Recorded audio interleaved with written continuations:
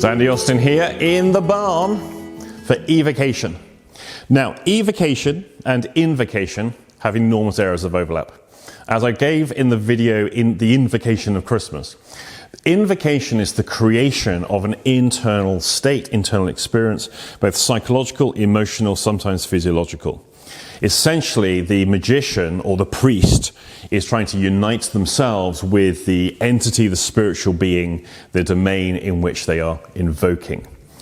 In evocation, we're not uniting with the thing we evoke. That is something that is occurring externally. And the expression that is used is the evocation of a spirit, evocation of an entity to visible appearance or visible manifestation.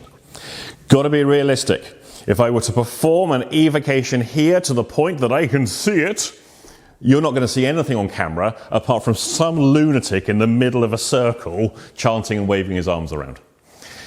The manifestation to visible appearance is about a psychological experience, but it's a different qualitative nature to an invocation.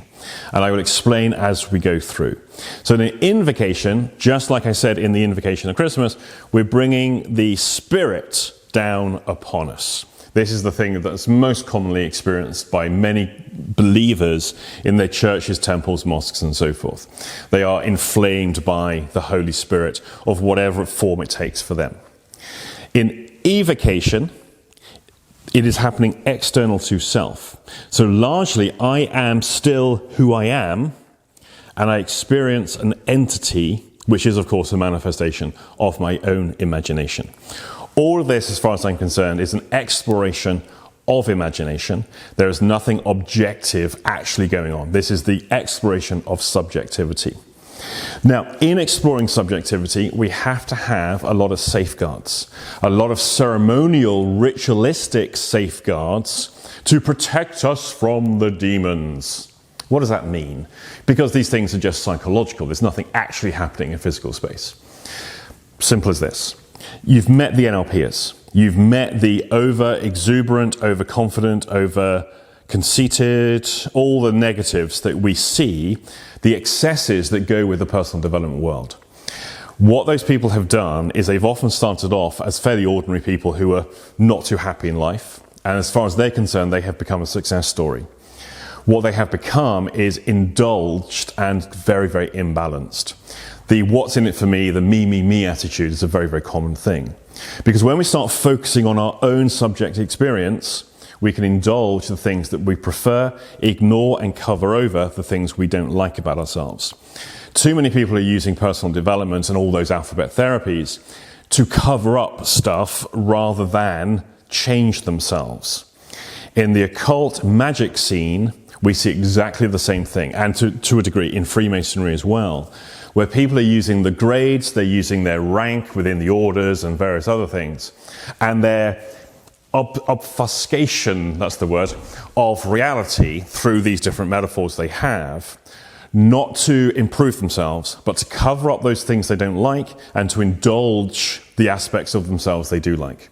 And yeah, there's just as many crazies, I've got to be honest, there's as many crazies in the magic scene as there is in the NLP scene. There's absolutely no different as far as I'm concerned. So we've got to be careful with what we do. Are people really going to be attacked by demons? No. What are the demons we're talking about? It is aspects of themselves. We give them names. So everyone has heard of Beelzebub, Satan, Lucifer, these archdemons that get given names. But there's others that get given names too. The ego, the narcissist, all get given names. The id, the superego, the conscience, the subconscious, the unconscious mind, my conscious mind. I have a voice in my head. All of these things get given demarcations, but actually they're aspects of the human experience. They get categorized and bracketed and labeled in certain ways as a way of point of reference. What did people talk about before they had ego? Before Freud invented the ego, named it, defined it, how did people refer to their ego states? They simply didn't. They had other operating metaphors they could call on. So what we're doing here is using some medieval imagery, medieval metaphors, and essentially using an archaic form of self-exploration. And the more I learned about hypnotherapy, NLP, and all those kind of things, the more I was realizing that my early experiences in occultism and magic, which is where I started off, were beginning to make a lot more sense to me now in terms of my understanding of what was going on. I have plenty of lodge colleagues who do not have the same values that I do in terms of what's actually happening here. I believe entirely in the psychological model. This is a psychological experience that is occurring.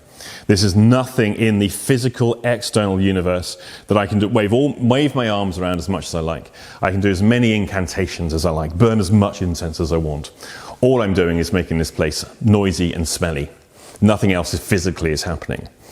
It is purely a subjective experience that I'm creating for myself. However, there's plenty of people I know who have the exact opposite, and they will claim that this kind of configuration, which I'll explain to you shortly, wearing these kind of things, behaving in certain ways, incanting and chanting certain things, really is calling forth things from physical space in the universe. Personally, this is the teenager's view of what the occult is. When people have a very limited worldview and they start to have this notion that if you recite the Lord's Prayer backwards looking into a mirror at midnight, the devil will appear. Yeah, so will Candyman.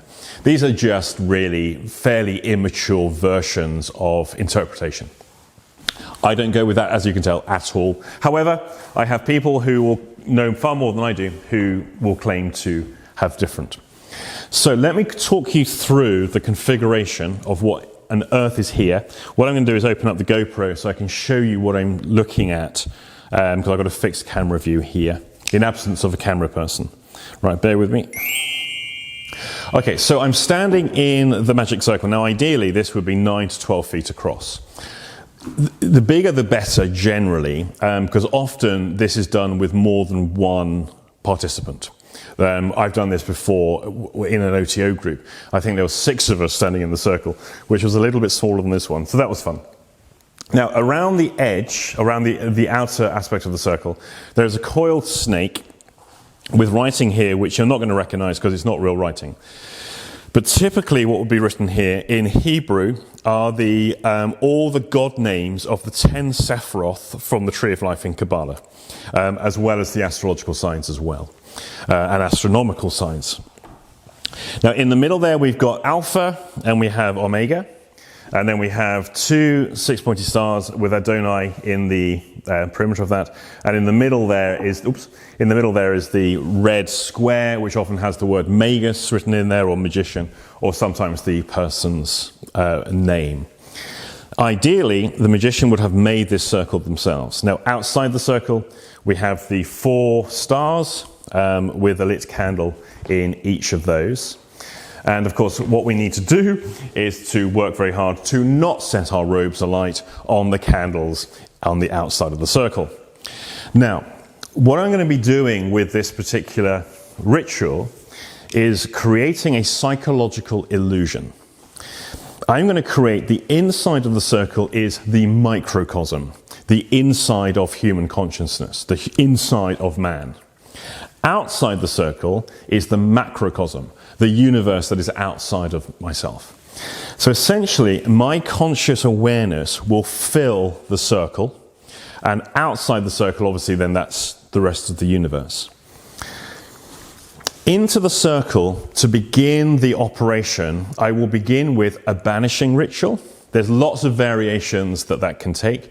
The lesser banishing ritual of the pentagram is the most common one that's employed, but there's lots of different versions that people can use. Some of the best rituals are the ones the magician creates for themselves, not the ones they're trying to remember from the book. As long as it works for the individual. Remember, this is a psychological trick that we're operating. Now I'm going to shore up psychologically in those banishing rituals and all the rest. I will be redefining myself and basically making sure that psychologically I've convinced my brain that there is an invisible barrier between this inside of the circle and the outside. Around the circle, here it would be the God names and the Sephiroth, but essentially you can put any words of power.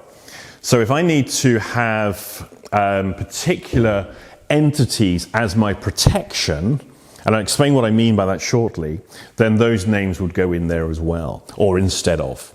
There's no real fixed format for what goes in the circle itself. But essentially what I need to have is the invocations that I'm going to be doing after the clearing, after the banishing, will be matching the words of power here. Because in the evocation, I'm going to be giving rise to a more negative aspect of self. And that's the part. Supposing there's a bit of myself I don't like. Supposing there is an aspect of me, maybe it's spite. Maybe I have a spiteful nature. I might evoke the demon of spite. Now I could go through the grimoires and identify which demon matches best of all the nature of spite. Or I might like to even create the demon for myself, calling it spite, Kabbalistically work out its numbers and so forth, what would it look like and so forth. So I have a good idea of the demon. Now, spite is a negativistic aspect of self. So that's the thing I'm going to call forth to work with. What do I need to have to protect myself from getting caught up inside it? Because we get caught by these negative emotions. We get caught by these negative thoughts. They literally take over our mind. Anger is another one for some people. It takes them over. They're almost like in the grip of it. They're possessed by it. Now, we don't want to get possessed by it. We want to be objective. So, what is the antidote to spite? What are the things I need to invoke? What are the entities I need to have? The spiritual states that I'm going to call into my circle first in order to handle my interactions with spite.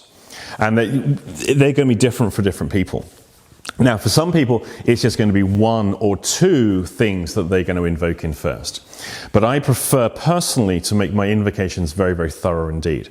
So essentially, here's the line I use, and it's a bit off the track.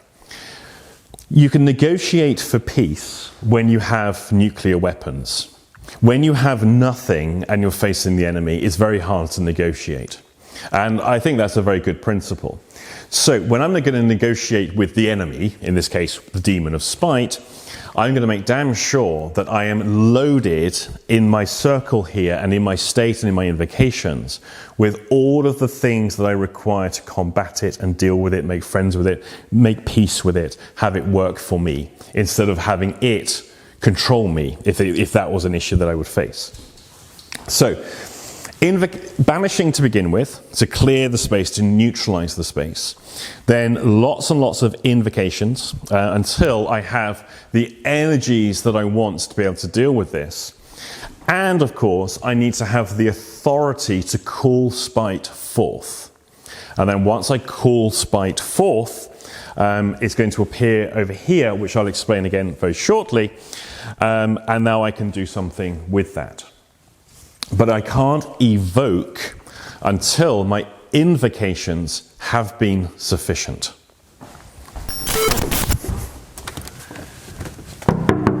Can you fuck off? I'm trying to film here and I can hear in you lot. Go. So before we get to the business end over there about where the demon's going to appear, allow me now to explain a few other bits and pieces that are of importance or significance. So, we got the stupid crown. Now, I think this was about £10 off eBay. I like the look of it. It works, it fits perfectly, it's cheap, it's easy, it's lightweight, and so forth. It works perfectly. Now, for those who are unfamiliar with the Kabbalah or the Western magical tradition using Kabbalah, this may not make too much sense. This is representative of Keter. That's the Sephiroth that's right at the top there. This is the Godhead. And this is essentially the point that in my meditations of the invocations that I perform, divine energies all channel down through my head. And the crown here is to remind me of Keter. Ideally, it would be pure gold. Yeah, right, one day. Now, other things I've got. So I've got the stole around my neck. These are fairly optional, actually. By the way, the purists out there, because I know at least one of you is going to be a bit anal about this. Okay, well, that's not in the book. That's not precisely goetia. I'm talking about evocation. Generally, I'm using some of the goetic tools, just to be clear here. I'm not explaining goetia invocation. There will be links in the description, though, for where you can find out more about that. Now, on this stole, I've actually got quite a few of these ones. This one's plain. Comes from one of the Catholic supply stores online. They're relatively cheap to buy. But what I can do is I can inscribe these, or I can apply badges, tokens, whatever, to the stole, which will have, again, the relevant images, words of power, numbers, and attributions for the things that I'm invoking. You see, at the point of evoked, when I'm evoking the demon, I must be fully embodying all of those divine higher principles that are required to deal with the demon. And so essentially I'm going to clad myself with these things. In the edit, I'm going to bring up a video, a photo of some Russian Orthodox priests. So you can see their outfits. Hopefully that's on the screen for you now. And give an idea about the kind of extremes that some people will go to. I'm a bit of a fan of those extremes. Now, in theory, if I was doing this proper, it's so cold here, I've actually got clothes on underneath this. I would actually have everything coordinated. So you can't see it at the moment, but I've got red leather slippers on. They were just, again, a few quid off eBay. Red is the symbol, it's a traditional symbol for authority. The students of the Tarot and Kabbalah will recognize red shoes being immediately that of kingship and of rulership. In the Tarot deck, the card, the Emperor, wears red shoes. So does the Queen, so does the Pope. And there's a strong tradition for this as well. It's also symbolic of the astrological sign Aries. Lucky for me, that's my astrological birth sign. Now, the white robe, there's a number, actually lots of different types of robes people will use. The white robe or the black robe are seen as being fairly neutral. The white robe is easily inscribed. Again, you can attach patches, tokens, badges, and whatever else of the relevant things you want to do, or decorate it accordingly. Many people, again, it depends on the operation the person is doing. The color of the robe denotes the color correspondence of whatever their operation is going to be. For example, the magician tends to work in Hod consciousness. That's the 8th Sapphira. And so if you understand what Hod consciousness is about, there is a video in the member section somewhere on Hod. Essentially, that's the sphere of the magician. The color associated with Hod is orange. And the color associated with Netzer, which is the one on the opposite side, is green. Now, Hod consciousness, so it would be orange. I don't have it in the circle with me, but I have a large orange cloth. I have an orange robe. Actually, I've got lots and lots of different color robes for multiple different purposes, depending on which Sapphira I'm operating in. If I'm doing an evocation, I'm operating in Hod. Therefore, orange is perfectly reasonable. So, what could I do? I could wear white over robe over the top, but then I can also wear, say, an orange t-shirt, orange girdle, or orange boxer shorts, that kind of stuff.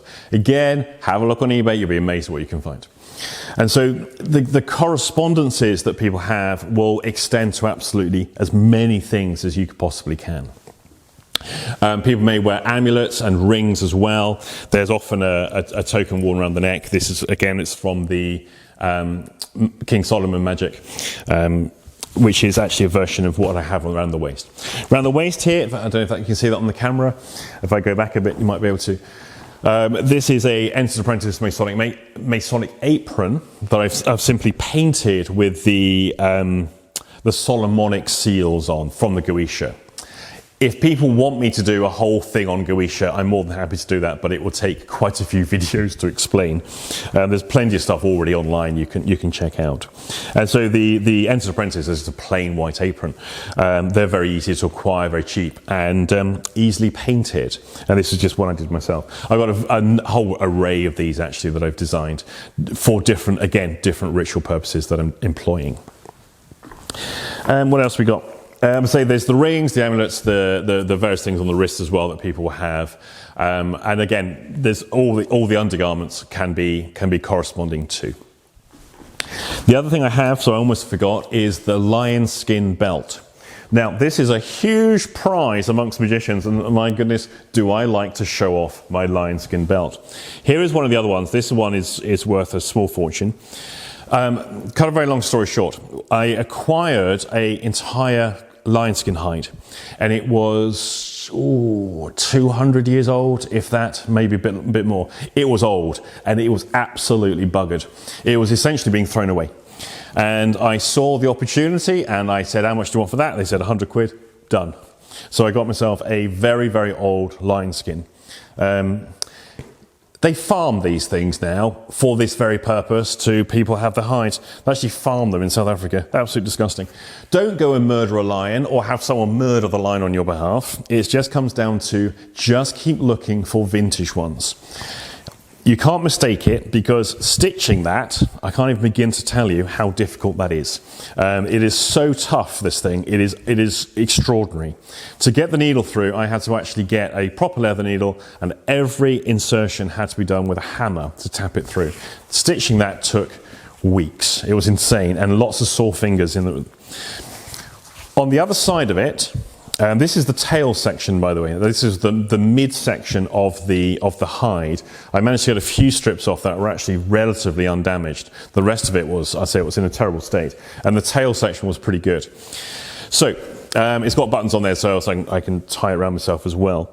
On the other side, painted in gold, is all the words that would also be in the circle.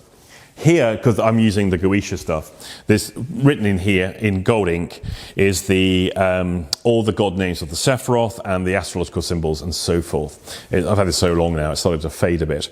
But I'll put some close-ups for you in the edit so you can see what that's all about. And that's worn as well. Now, the lion. What is the lion representative of? The sun. And essentially, along with the crown as well, I am the source of life. I am the power of life. I am a regenerative being. I bring things forth into the universe. I am a creator. In my imagination, standing in my magic circle. And largely that's what the lion is symbolic of. Lion is symbolic of sun, so is gold, as well as the metal attributed to the sun.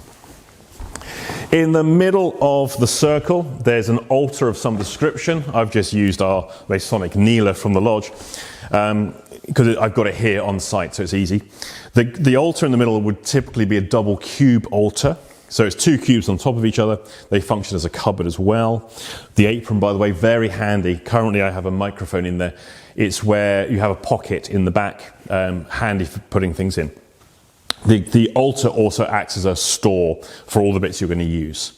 The one thing they always forget, and my goodness, have I been there more than once, do all your invocations, you've done your banishings, you've set everything up, you've got everything ready to go, and then you go to light the incense, no lighter. And so now someone has to go and find the lighter, and no one's got one on site, so off you go down the shops to get yourself some matches or a lighter, and then you have to start all over again. Now often that preliminary stuff prior to the invocation can be an hour, hour and a half sometimes, depending on the intensity by which you're doing it, and then you have to start all over again. So always make sure you have the lighter. He says not having the lighter, so bear with me.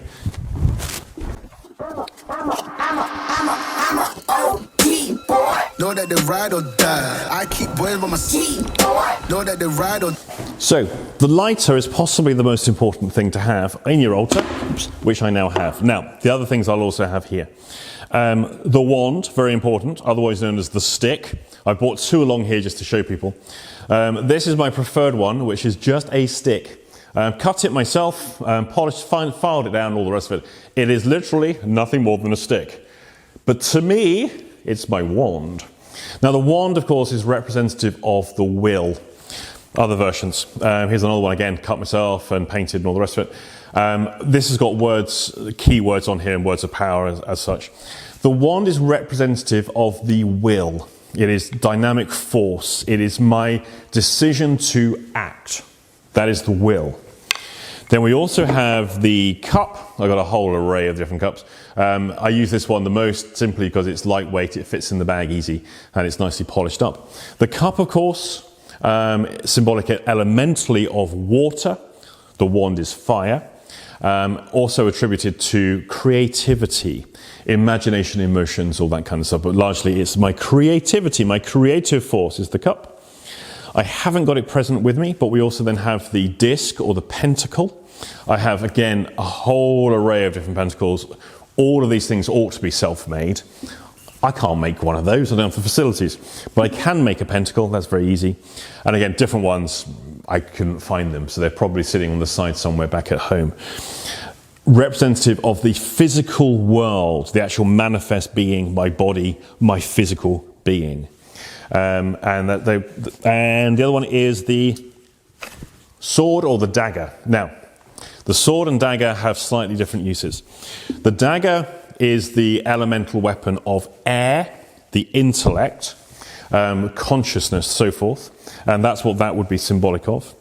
Again, lots of different stylings of these. Sometimes all of these may well be inscribed, painted different colours. They have the attributions that are purposeful for the ceremony at hand. The other things we'll have here is the bell. Now, there's different types of bell.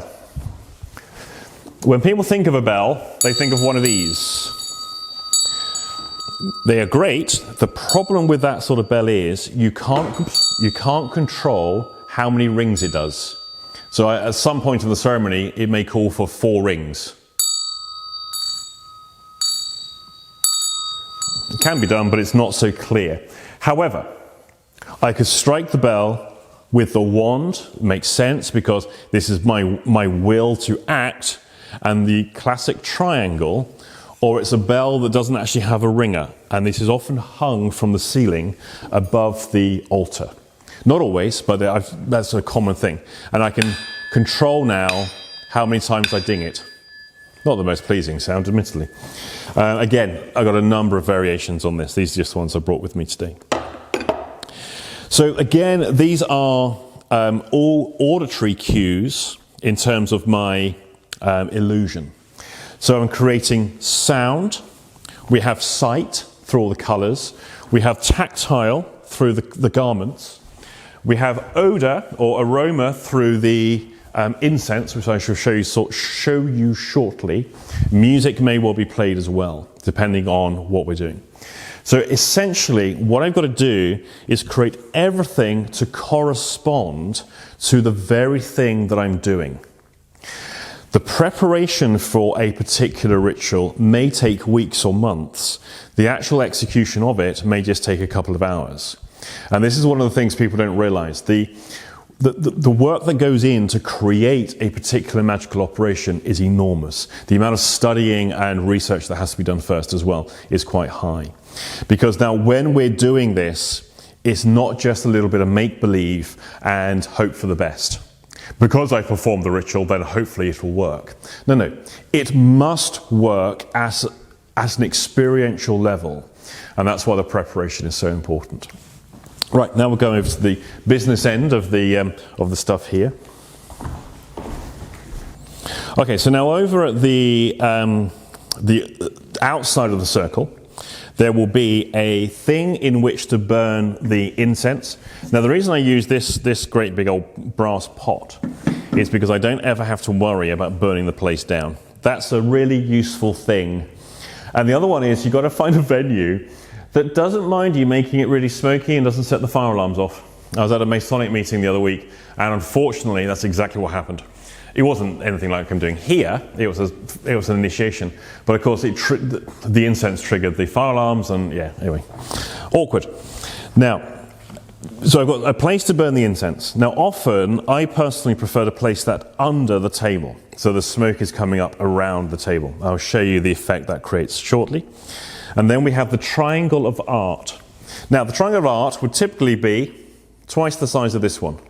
This is a version that I've put together, for a specific purpose. It has the 3 god names, Primemeton, Anaphaxeton, and Tetragrammaton, around the edge. Most people will be unfamiliar with those words. They are very familiar to medieval magic. And then we have Michael around the outside. Michael is an archangel. He's God's messenger, and basically spoke on behalf of man to God. And so it's a good medium between man and God. In the middle is the circle, and what gets placed in that circle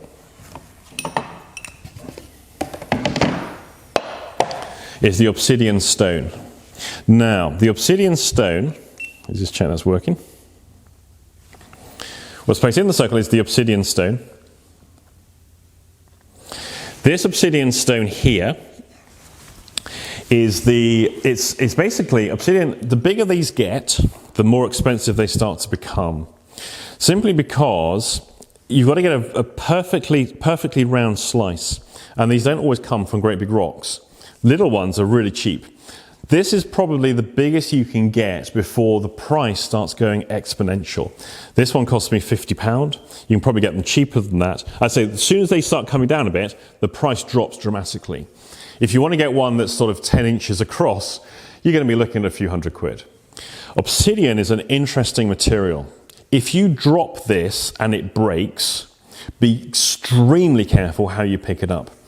Obsidian knives are the sharpest substance known to man. Neurosurgeons, because of the absolute precision by which they use, often use obsidian blades as scalpels, which are little slivers of this material. When this breaks, it creates the sharpest edge known to man, and it is absolutely astonishing. So if you ever do get one of these and you drop it and it shatters, don't touch it. Use a dustpan and brush. It will slice you apart and you won't even feel it. Trust me on this one. I know from experience. It is nasty stuff to be mishandling. However, it's also quite remarkable. Now, why obsidian? It's jet black. It's probably the blackest natural substance you're going to find, and it's shiny.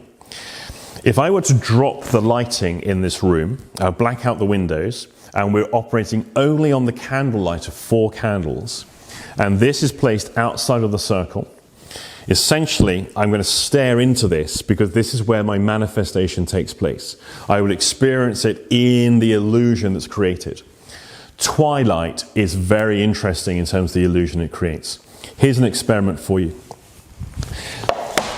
Sit in a darkened room with nothing but a candlelight. Sit opposite a person where your faces are about 3 feet apart and stare into each other's eyeballs.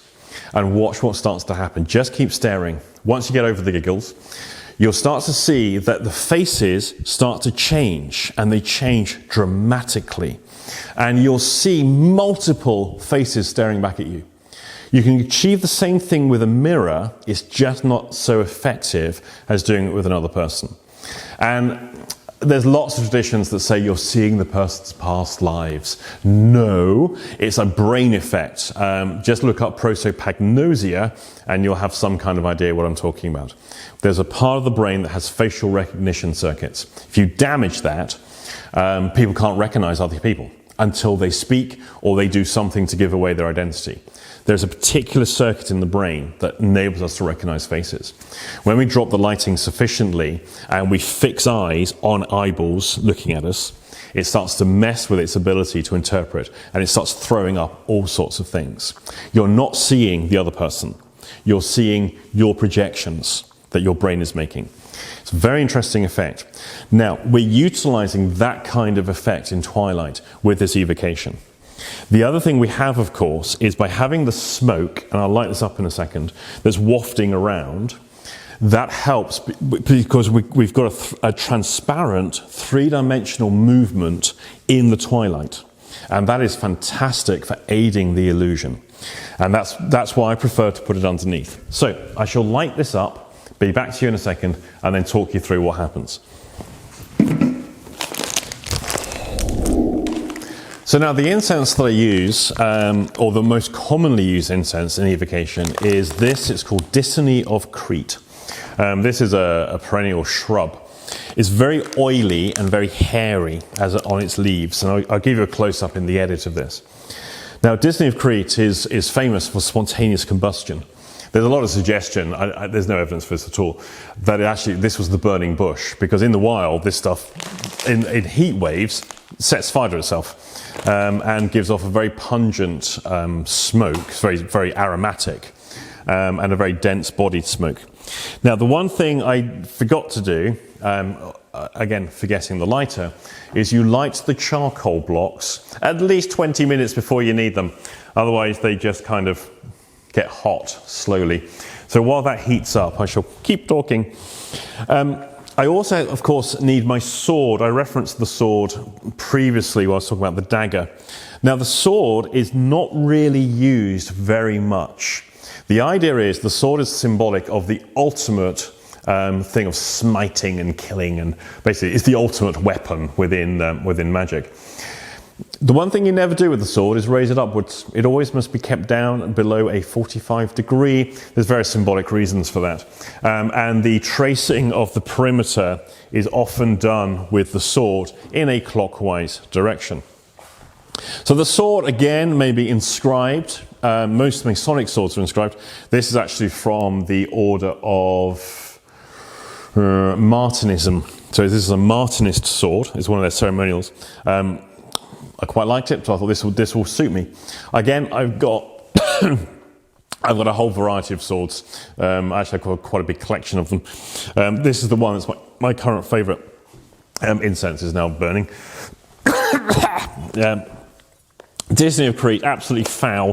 It's actually sold, you can buy this, get the original stuff from Crete itself. It does go off, and then you just end up with a horrible smoke. This is very aromatic indeed. Don't buy it from non-Crete based sources, because often you get sent something entirely privet or something else that in no way resembles Dittany. For years I was burning something that I thought was Dittany until I got the real stuff, and I thought, okay, I've been conned, haven't I, previously? So make sure you get the real one. Now, there are two ways the incense is burned, because once we've secured the circle, we stay within it. So we can't go out of the circle. So what some people will do is they will have their burner filled with Dittany, and they actually have a small furnace in the circle. Not my preferred thing. I don't really want to go up in flames myself. And what they'll do is, using tongs, they'll throw a hot coal into the burner and set fire to the incense that way. I've got to be honest, that's probably the most efficient. The other thing that people do is they will light their incense ahead of time, pile it in there first, so it's smoking from the moment they start. But the other very common thing that I've seen people doing is you have the charcoals burning in there, fill it with your charcoals, set lights to them, so they smoulder away. When you're ready to start your evocation, then you throw in the Dittany, and you throw it in there. And obviously a lot of it's going to miss, but it does the job. Now, the smoke's going to be rising up. You're not really going to see it here, unfortunately. But in the twilight, we've got heavy-bodied smoke rising up. It would create an additional illusion over here. Now, once I've finished my invocations, I've established my divine authority to do what I'm doing. Divine, meaning higher self in my world. Have no extraneous values in these things so much. What I'm then going to do is start the evocation, which is by the authority granted to me by those beings that I have invoked, I'm going to call forth and command forth, without raising my sword above 45 degrees, my entity to appear before me. Now, the sword is often used at this point, often it's not. It entirely comes down to individual preference. But for some people, they will command it with the sword. Others will command it with their stick, well, wand, because it's their will for it to appear. So in the authority, blah, blah, blah, from having blah, blah, blah, and serving the divine whatever, I demand that you come forth now. At this point, of course, I must now turn my mind to that being which I wish to experience and have a conversation with. You have conversations with yourself all the time, and most of the time you have a conversation with yourself, you don't even realize you're doing it. You get so caught up in the drama, get so caught up in the argument, that the impossible exchange you have with the parent, you get so caught up in something, you don't realize you're doing it. And it wins, doesn't it? When you have those arguments, the impossible arguments with that relative, with that boyfriend, the girlfriend, you can't win. It's a hopeless thing. What we're going to do is recreate that exact effect. But we're not going to lose the argument. We're going to put an end to the possession the person has. So I'm going to call forth the entity spite for our purposes here, because I now have all the resources called upon and present within me and symbolically represented in the circle. I have all the resources that constantly remind me I'm doing an operation here of magic. I'm not just resuffering the same thing that I do again and again in my head. And I'm going to call it forth. Now, it may not appear straight away because we can't always summon these things. Those coaches out there will know. Sometimes you have a client who arrives with some really serious problems and they can't access any of it in your company, in your office, doing therapy. They're fixed into these smiling, I'm fine, I don't know, I don't really think about it now, but when it happens, it's really bad. They can't connect to it. You have to create the context by which they can. We're doing the same thing here. We're creating a context in which we can connect to this thing, but from a superior position. So at the point of evocation, having done all of my invocations, I'm now going to start demanding that my entity appear before me. And I'm going to start off by being fairly polite. I shall basically coax it forward, saying, okay, I've done the invocations, I have the authority to do so, and now I basically seek counsel.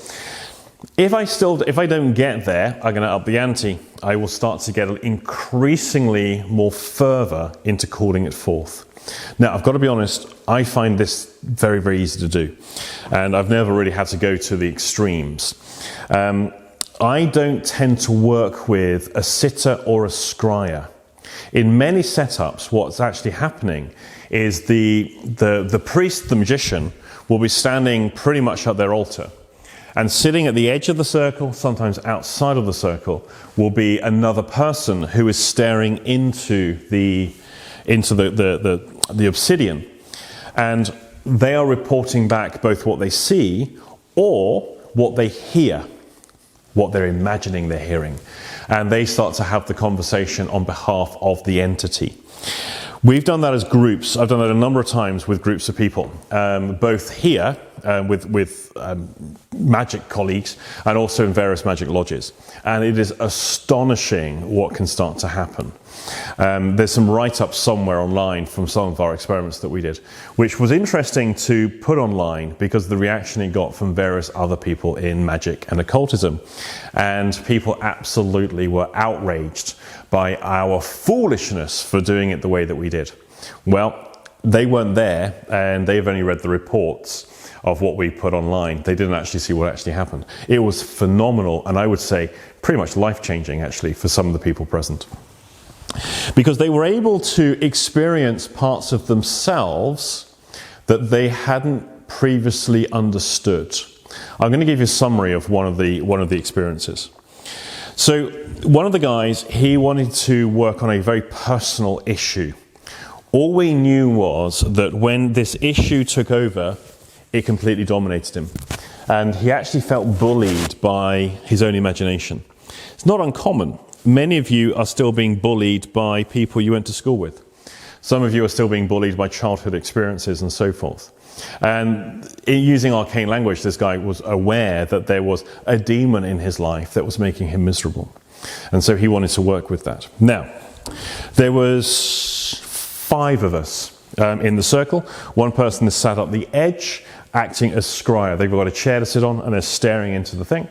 While the person who is the operator, the person with his particular problem, is doing the evocation. We've done all the preliminaries. We've done lots of invocations to begin with, done the banishing to start with. And now he's calling it forth. And the scryer just snapped straight to it. And she started speaking as though she was this particular entity that persecutes this guy. And I stood back and watched in absolute fascination as she started to absolutely dominate him by asking him questions and demanding things of him. Now, she doesn't really understand what she's doing. She's just going with whatever comes to her awareness. And he started to supplicate himself and try and appease the person he's talking to. And I let it go on for a few moments, and I tapped him on the shoulder, and I said, remember, you are Octomonus. Octomonus is magician. It means the 8-letter name. Hod, the number 8, and when you're operating in Hod, classically the magician takes on the name Octomonus. It's a pseudonym. Octomonus is actually the name you get. So it means Octomonus is what is your 8-letter name. Remembering Octomonus because he's decided what his 8-letter name is. And do not appease the demon, command it. And for the first time in his life, he was quite shocked that he'd actually slipped into it that quickly. He became conscious of the fact that he had all of these resources we'd have spent the previous hour invoking, and he can call on those resources and actually command through the scryer, the woman who's sitting in the chair, to change her behavior. And for the first time in his life, he's actually now in charge of this thing that he has experienced being persecuting him throughout his life.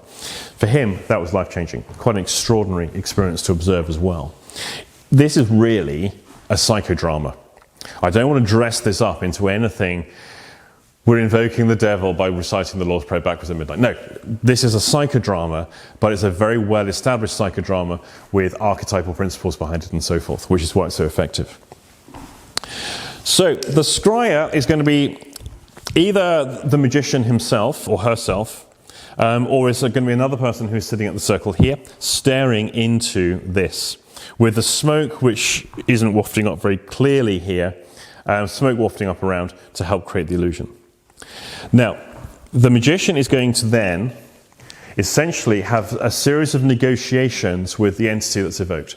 The magician is going to enter into negotiation, command thereof, and not appeasement, but essentially, I am now the master of this thing. It is not the master of me.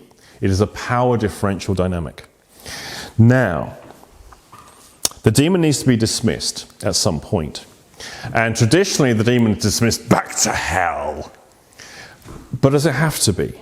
And this is one of the ways where things like the goetia come in as quite a significant shift in how demonology works as a metaphor.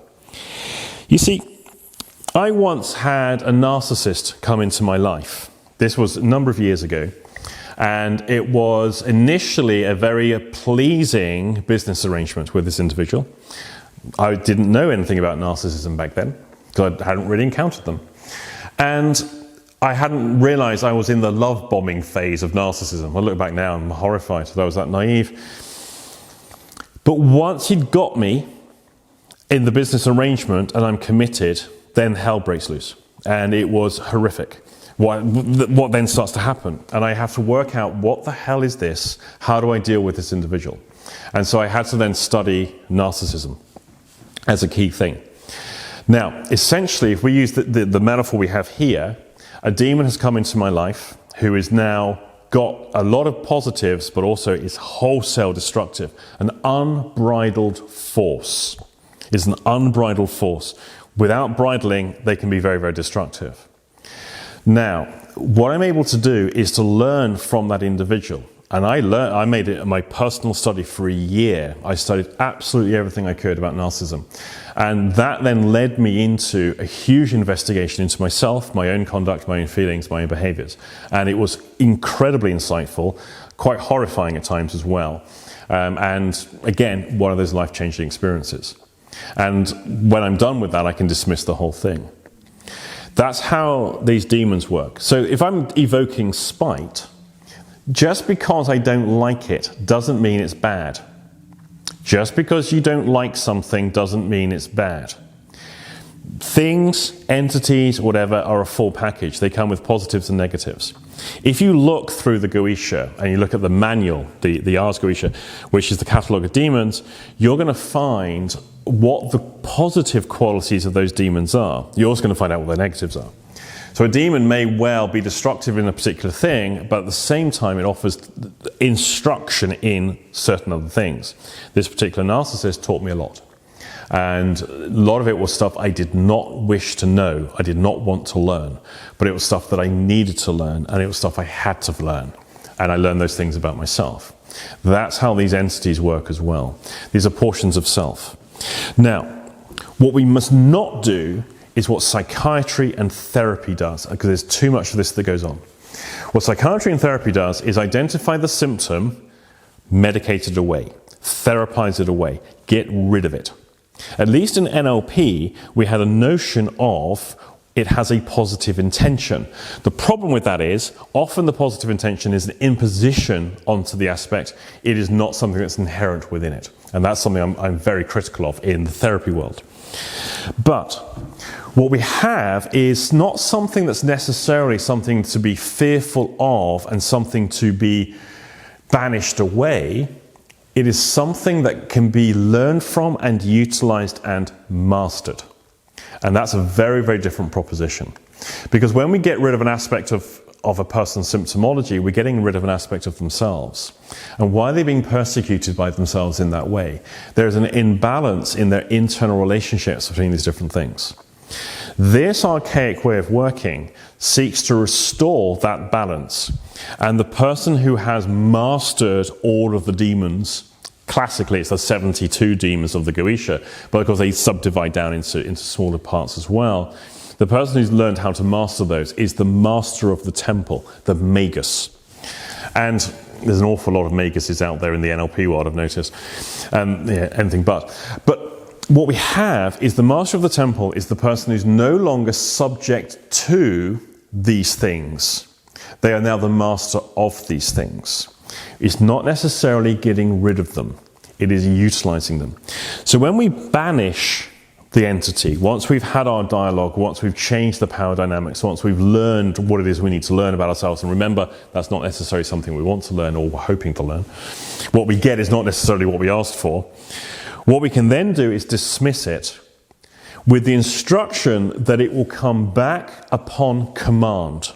It will be ever ready to offer itself up to us should it be required. There we have the maintenance of the positive intention. Because we are changing the output behavior of it, but we are retaining the relationship with it in a much more positive frame. And at that point then, we then close down the ritual, which will then be to the license to depart of the entity, the license to depart of the spiritual beings that we have invoked into the circle, and then we clear and finish by banishing. Other little top tips I'm going to recommend people do, because this whole process can take ages. You may want to bring your flask of tea and your things to eat, because you might be here for some time, depending on how long the thing takes. I would typically expect it to be about an hour to 2 hours from opening to closing. The preparation might take weeks or months, depending on what I have to make, depending on what researches I'm having to do, and so forth. So I think that's all I'm going to talk about in this one. There's lots and lots of minor details in the operation of how it works, like the sigils and the drawings of the demon, and how we use them in the circle and outside of the circle, and so forth. But I'll save that for another time if there's sufficient interest. As always, if you have any questions, if you have any thoughts, comments, or anything on this, or anything you want more explanation on, stick it in the comment section and I'll see what I can do. I've got to be honest, this is my favorite subject. This is the stuff this is what I do. I got into all of this long before I got into NLP and therapy. I have noticed in recent years there's an explosion of magicians, maguses, alchemists in the NLP world, and I frankly despair. But what can you do? As always, comment section below, click that like button, always appreciated, and I shall see you in the next video.